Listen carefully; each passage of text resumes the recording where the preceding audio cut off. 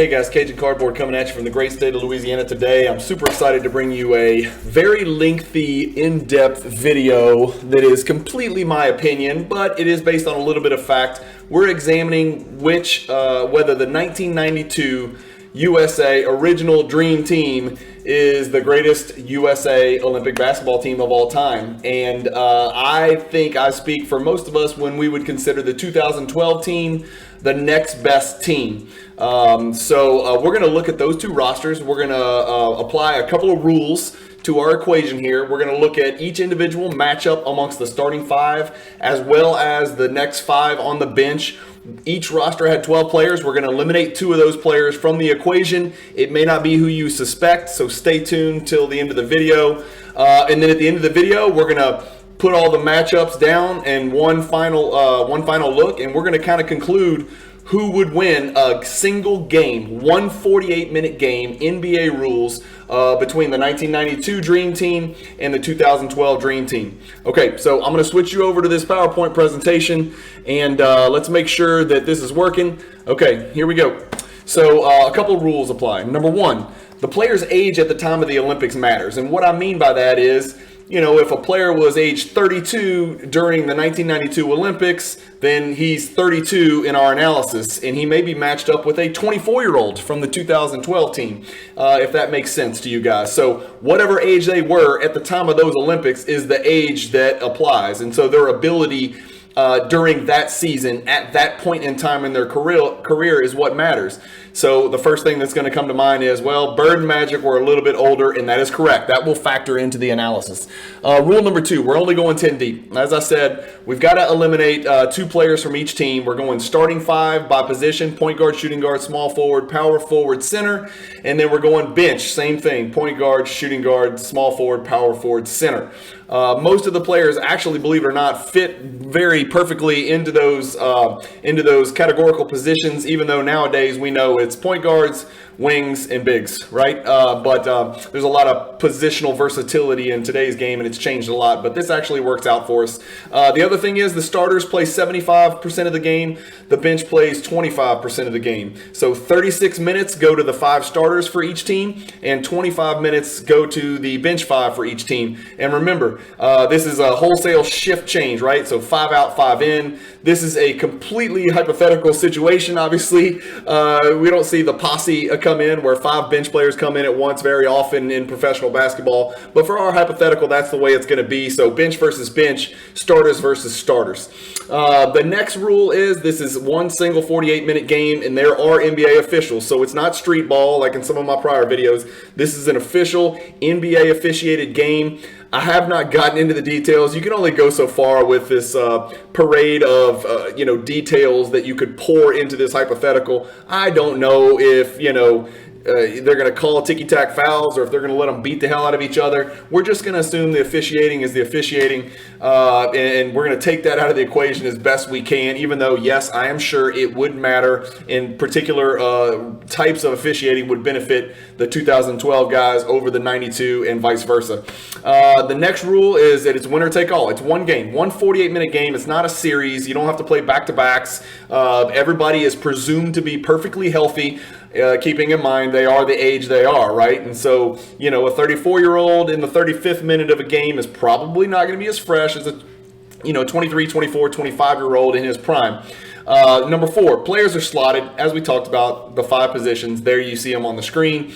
And the 5th rule is that we're dealing with an NBA three-point line, not the FIBA line, which is significantly shorter. So we are playing with the NBA line. Okay, so let's get cranking. First, in order to pick the 10, there was a couple of tough decisions. Number 1, to decide who was on the roster was tough, and then to decide who was a starter and who was a bench player was tough. I use basketballreference.com because it's an invaluable resource, and I use the comparison feature where you could compare those particular players that you're trying to decide between in the year where the choice had to be made. In other words, as you'll see on your screen, the first tough decision was the 1992 starting center, and it was Patrick Ewing versus David Robinson.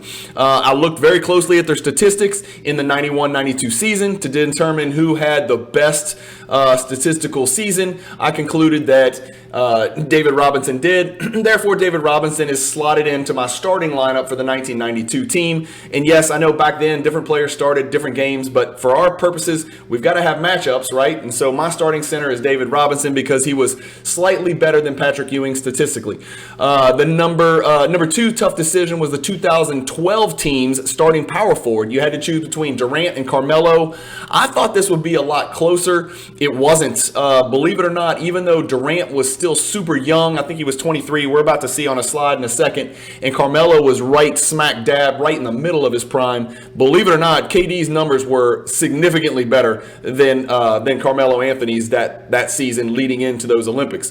The third tough decision was the 2012 starting center, AD versus Kevin Love versus Tyson Chandler. I know that sounds funny, but Tyson Chandler, of those three players, remember, Anthony Davis had not played an NBA game yet. He was coming out of Kentucky. He was 19 years old, and he's going to have to guard David Robinson or Patrick Ewing. That's a problem. Kevin Love is not exactly vertically gifted. He is also relatively short for a true center, and so he had defensive deficiencies as well. And then Tyson Chandler was a very good NBA defender with plus height for his position at a little bit over 7 foot. So I had to decide between a super crazy young child, Anthony Davis, a prime Kevin Love scoring and rebounding machine, and then the only defender out of all the bigs that the 2012 team had. The answer in this equation, believe it or not, was far and away Kevin Love based on statistics. Anthony Davis only had Kentucky statistics, but Kevin Love's stats in that 91-92 season leading into those Olympics, in the 2011-12 season leading into those Olympics were absolutely astronomical, insane. For those of you who have forgotten, he absolutely tore through the league when he was in Minnesota and put up some incredible numbers.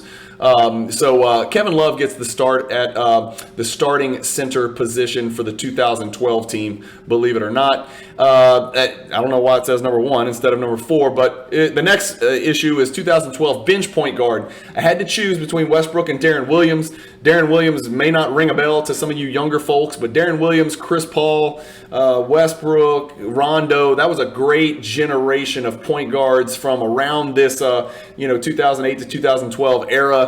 I looked at the stats. Westbrook, even though he was younger than Darren Williams, was much better than Darren Williams. So Westbrook gets that bench point guard spot for the 2012 team, and Darren Williams finds his way onto the pine for the 2012 team and will not be a factor in this analysis.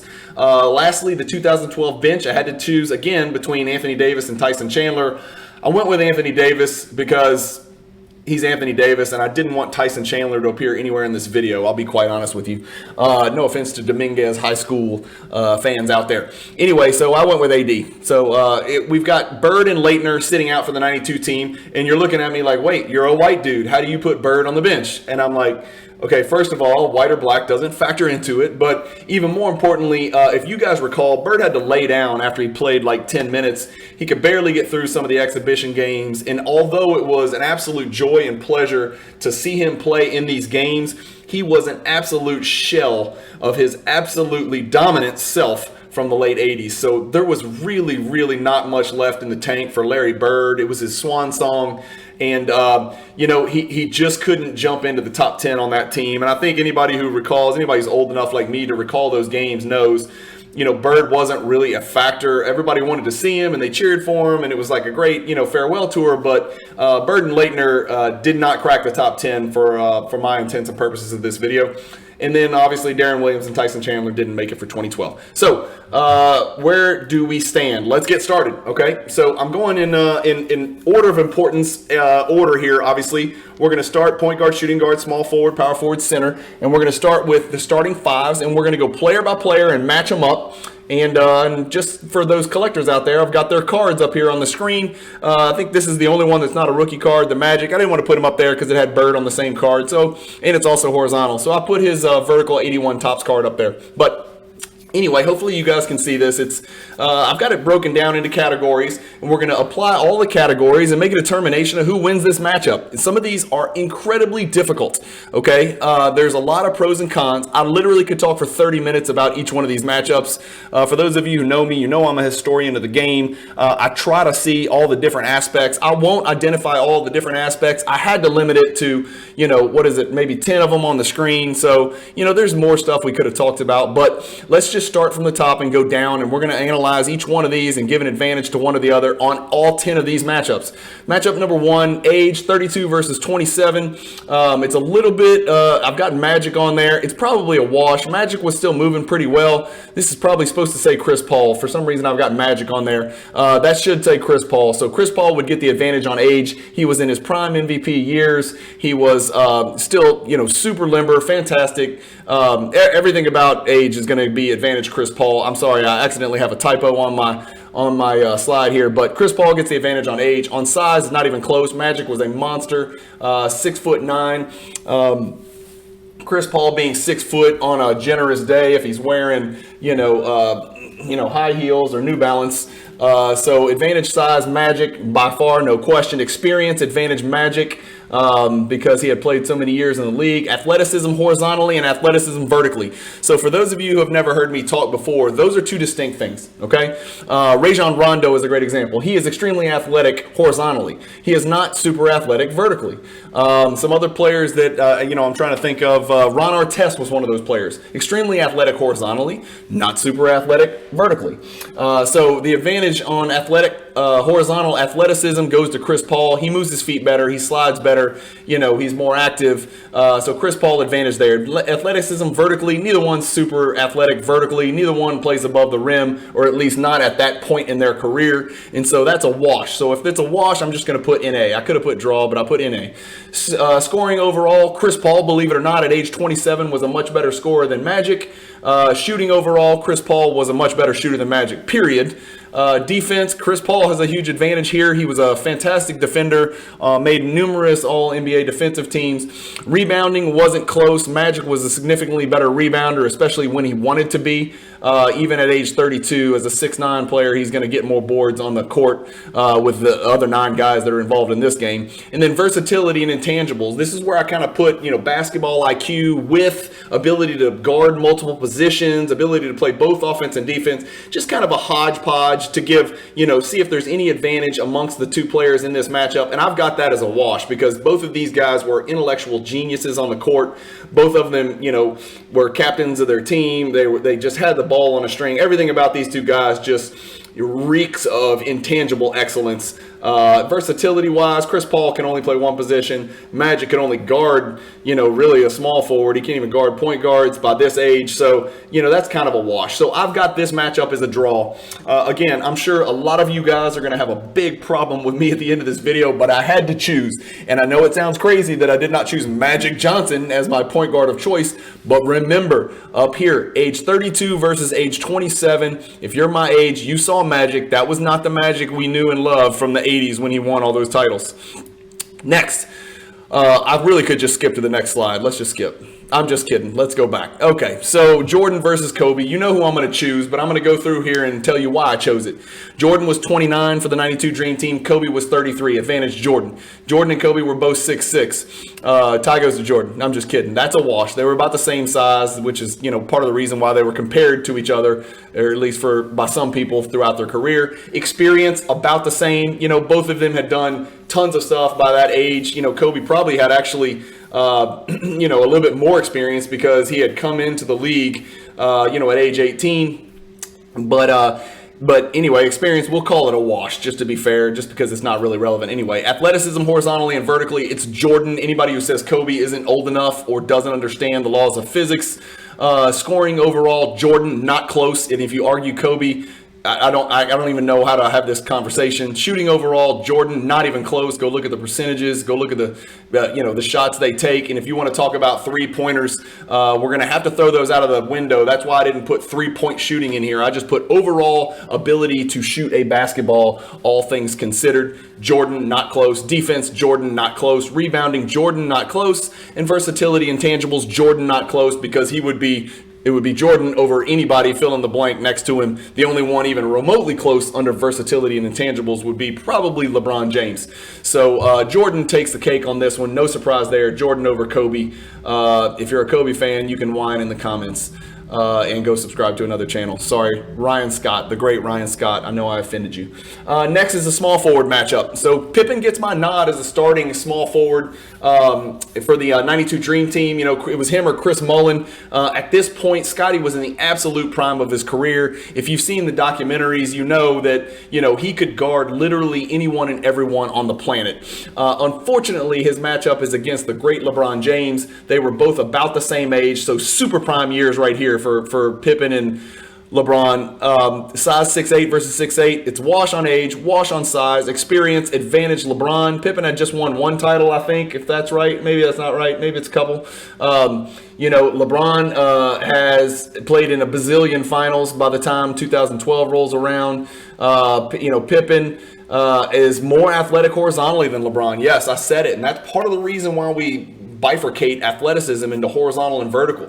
Pippen laterally, with his length and his ability to move his feet and guard and switch and close out and recover, all of the things that require athleticism while your feet are on the ground, Pippen was one of the greatest of all time. Athleticism vertically, LeBron. I mean, he's one of the greatest of all time vertically when you gauge athleticism along with Jordan. Scoring overall, LeBron. Shooting overall, LeBron. Defense, Pippen. Even though LeBron in his prime and back in when he was 27 years old, when he wanted to slap the floor and eat you alive, he could do it. He just didn't do it as consistently as Pippen, and he didn't do it with as much ferocity as Pippen. I love that word. Rebounding, LeBron over Pippen for sure. Versatility and tangibles, I'm giving it to LeBron just because his basketball IQ and versatility offensively far outweighs Pippen. I mean, Pippen, yes, you can call him the first point forward, whatever. You can call him whatever you want. But LeBron's basketball IQ was on a whole different level as Pippen, and I don't think anybody could really argue that. So LeBron gets the nod here. So we've got one draw, one Dream Team 92, and then one Dream Team 2012, or 2012, whatever you want to call them. Next, real tough here. Number one, it was tough to choose between Barkley and the Mailman. I checked out the stats. I went with Barkley because at the time in 92, that year, Barkley was an absolute man-child, and really carrying into the next year with the Suns, he was absolutely out of control and was on that MVP tear. But it's Barkley versus Durant, and that's kind of a problem. So you've got a 29-year-old Barkley that was in the absolute peak of his prime as far as basketball ability versus a 23-year-old Durant just entering his prime and just figuring out what the league was about and learning how to dominate the game. Barkley was so no advantage there. Each of them has advantages. If one was 33 and one was 23, it'd be one thing, but Barkley was still 29 and he had figured out a lot, and so I threw age out the window on this matchup. Size 6'6", Barkley versus 6'10", Durant, clearly advantage Durant. Experience, I gave Barkley the experience advantage because Durant was in, I think, maybe his fourth or fifth year, something like that. Forgive me if I'm off by a year. So experience goes to Barkley. Athleticism horizontally, Durant. Athleticism vertically. At that time, Durant. Now, could Charles Barkley jump over a house when he was 24? Yeah, absolutely. If you haven't seen it and all you see is the fat dude that talks and says stupid stuff without thinking on TNT, go rewind and go on YouTube and check out something called Charles Barkley's Greatest Dunks. Charles Barkley off 1 foot was one of the filthiest looking things you've ever seen. You should not be able to do that at 550 pounds at 6'6", which he really wasn't 6'6", as far as I know. But either way, Kevin Durant wins horizontally and vertically at those ages, those respective ages. Scoring overall, Durant not close. Shooting overall, Durant not close. Defense overall, Durant not close. Rebounding, Barkley, he was a rebounding animal. He's got one of the greatest nicknames, the round mound of rebound. Is not given to him by accident. And then versatility and tangibles, Durant. Is there anybody in the history of basketball more versatile on both ends of the court than Kevin Durant? Switch everything, guard all five, guard four, but possibly all five. Maybe not at age 23, but at age 27 he could. And then just tremendous basketball IQ. And so did Charles Barkley. He had a fantastic basketball IQ, and he was also a puppet master on the court as well. A lot of people forget there was a lot more to Barkley than just rebounding and dunking the ball back or catching it in the post. In his younger years, Barkley orchestrated. When he was on those Suns teams, he had the game under control and managed the game and controlled the game from his position. But advantage still Durant. So this is a landslide Durant. I know that's hard to believe because Barkley was arguably, the second, third best player in the world at those 92 Dream Team games. But Kevin Durant is a unique and special individual, and by the end of his career, Durant is going to rank a lot higher than Charles Barkley on the all-time greatest list. Yes, I said it, and even though Barkley was, one of those guys that played during my era. So I tell you what, we're in trouble here. Now the 2012 team, it looks like, has a little bit of an advantage. At the starting center position, we've got David Robinson versus Kevin Love. This is one of the biggest mismatches you can have. Age, I'll give a little bit of an advantage to David Robinson. He was in his pure prime. He's 4 inches taller than Kevin Love, so advantage Robinson. Experience, advantage Robinson.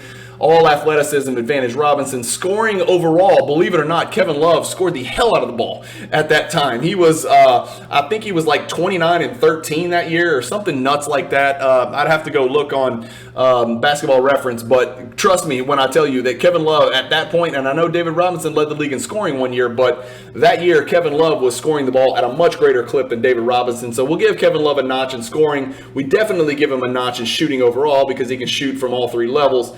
Defense, Robinson, not close. One of the probably 5 greatest defensive centers of all time, along with Olajuwon and a few others that come to mind. Rebounding, Kevin Love, and it wasn't close. Kevin Love was a rebounding machine. Versatility, intangibles, I give it to Kevin Love because he could play multiple positions on offense. David Robinson was one position on offense and defense. So versatility, intangibles, IQ, and all those things that go into consideration, Kevin Love gets it. But overall, this is really not close. It's David Robinson. So if I'm not mistaken, after the starting 5, we are two advantages to the 2012, 2 advantages to the 1992 Dream Team, and we got 1 draw with Magic and Chris Paul. I know somebody's going to hate me for that, but I'm just telling you, I call it like I see it. So let's talk about the bench 5s, right? So coming off the bench, this is where we run into a buzzsaw. It's John Stockton versus Russell Westbrook. And I know, please try to take a step back and separate yourself from the recency bias that is so pervasive in the media and in the NBA, in the ultra-modern social media world. Russell Westbrook was an absolute phenom. He is a first-ballot Hall of Famer. He is statistically one of the greatest point guards that ever played the game. And at age 23, he was just learning what type of player he could become and just turning the corner into that super phenom status. So throw out Westbrook and all your jokes and him shooting it off the side of the backboard or the back of the backboard or whatever he does now and passing to the wrong team. Yes, I get it. He does some stupid stuff, but if you go look at his numbers, they're still ridiculous, right? Again, throw out your bias, but let's look at it anyway. You got height, age, Westbrook, advantage. He was 23. Stockton was 30 and just starting the decline of his prime, I think, even though he was still obviously an assist machine. Westbrook, a little bit taller, advantage Westbrook. Experience, not close, Stockton. Athleticism, both ways, not close, Westbrook. Scoring overall, Westbrook for sure. Shooting overall, definitely Stockton. Defense, unquestionably Stockton. Truly underrated as a defender for those of you who don't know. You see small, white, nice hair, good looking, looks like James Bond, can't play defense. No, that's not the case. All-time leader in steals, one of the nastiest defenders that you would ever run into in the NBA game. And even Gary Payton admitted he was the player he least wanted to play against because of the defender that he was. Rebounding is Westbrook, one of the best rebounding point guards of all time. Versatility and intangibles, I give it to Stockton just because he plays an intelligent brand of basketball and Westbrook does not. Westbrook's probably more versatile on defense, but he's an awful defender. So it doesn't really matter if you're versatile if you're not a good defender at any of the positions that you can defend. Advantage Stockton here, and it's really not that close, even though you see Westbrook's name up here a lot. I think overall, some of these are weighted so heavily in favor of Stockton. I'm giving that nod to Stockton as far as the bench point guard. Remember, this is 23-year-old Westbrook, so he wasn't quite, super freak Westbrook where he was churning out all those triple-doubles every game and averaging triple-doubles for seasons. This was before that era. So next, let's talk about the bench shooting guards. Okay, here's an interesting one. Drexler versus Harden. So everybody's thinking, well, it's Harden by a landslide. Well, here's a problem. Harden was only 22 years old. So advantage, Harden was a little bit too young, not to his prime. Drexler was just on the cusp of being past his prime. So at that point, Drexler was still the second best shooting guard in the world, right behind yours truly, the one, not yours truly, but my favorite, the one and only, the GOAT, Michael Jordan. So Drexler was still on top of the world and a phenomenal shooting guard, even at age 30. He relied heavily on athleticism, but at this point, he had kind of figured out a better method of playing basketball and manipulating the game and getting his shots and getting his rhythm. He didn't rely exclusively on athleticism, even though he could still fly off of 1 foot. His nickname was Clyde the Glide for a reason.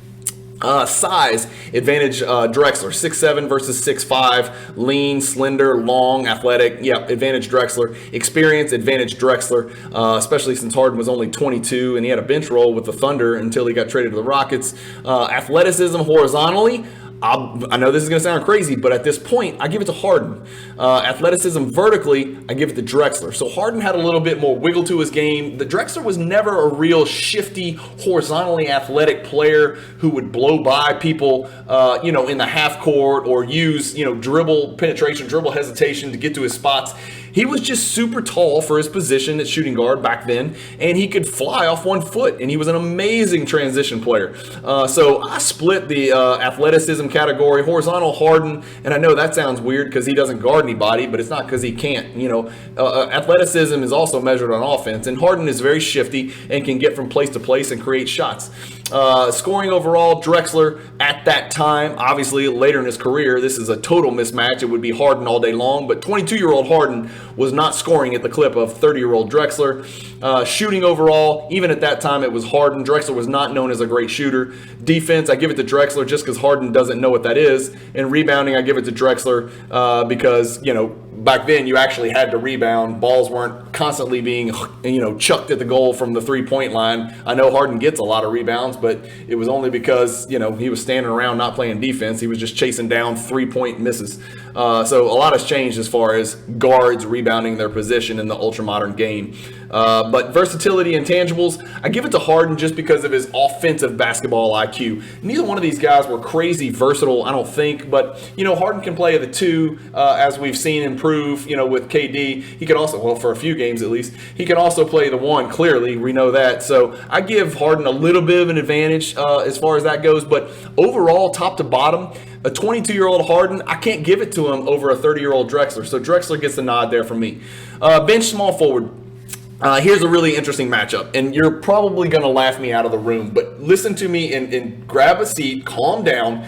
Yes, Andre Iguodala at one point in his career was a fantastic NBA player. He was a very, very good player. People forget about the fact that some of these guys were fantastic players during their prime. So at this point in his career, Iguodala was 28, Chris Mullen was 28. They're both 6'7", 6'6", wash, experience, wash.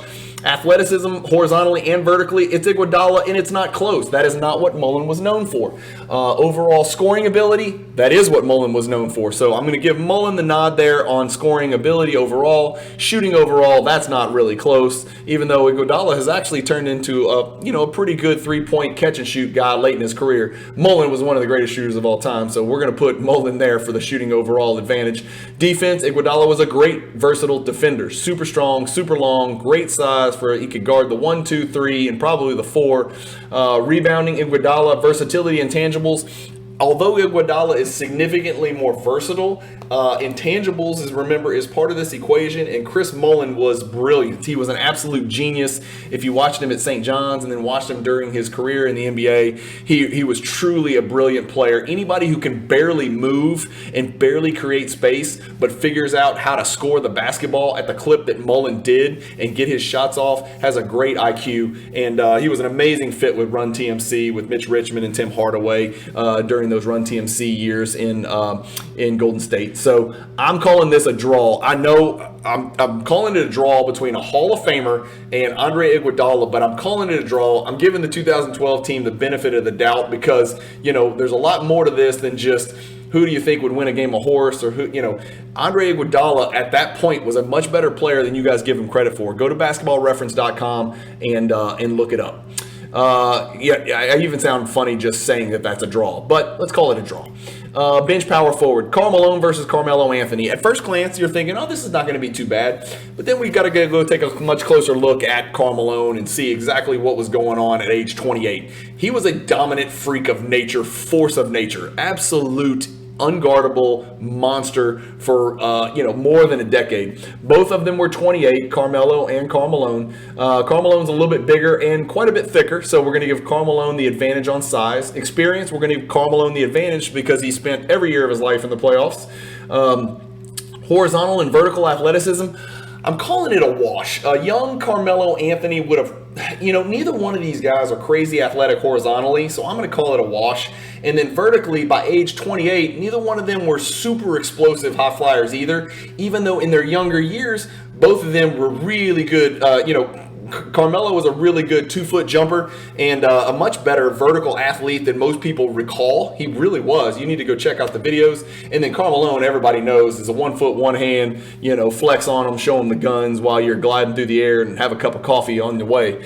He was explosive off 1 foot. But by this age, both of them were pretty much ground bound, and they got by with their IQ, their physiques, their intelligence, their skill set, and their technique. So we're going to call that a wash. Overall scoring, not close, Malone. I know that's hard to say because Carmelo is whatever, top 10 all-time scorer, or top 15 or whatever it is.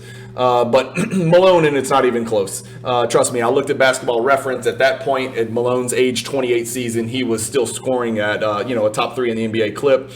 Shooting overall, it's I've got Malone just because his percentages were so much better than Carmelo. Yeah, Malone could not shoot threes at all. But remember, this is overall shooting, which means you don't have to take just threes, right? This is not the modern NBA. There's a lot more to it. And Malone overall was a much better shooter than Carmelo Anthony from the mid-range. Carmelo Anthony does not have a great career field goal percentage, if I recall from Basketball Reference, and if I recall from the 50 freaking thousand shots I've seen him miss. Part of the problem is he takes the worst shots I've ever seen in my life.